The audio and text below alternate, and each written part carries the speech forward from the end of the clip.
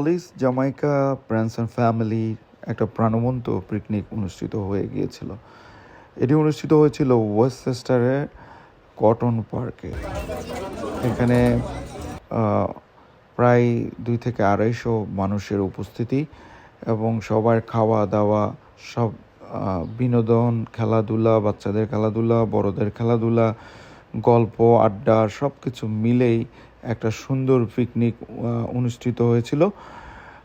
খুবই সবার মধ্যে আমেজ ছিল, উদ্দীপনা ছিল, উৎসব ছিল।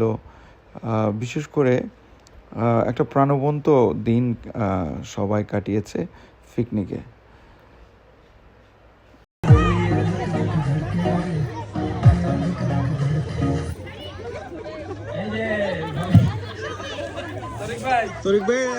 তরিক ভাই গিফটটা উঠাই দেন ভাবিকে। তরিক ভাই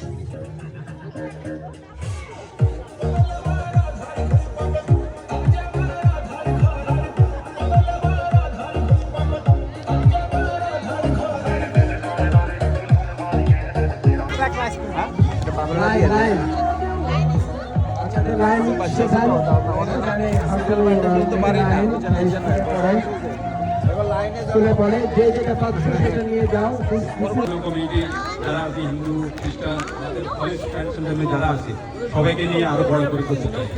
তো সবাই ধন্যবাদ।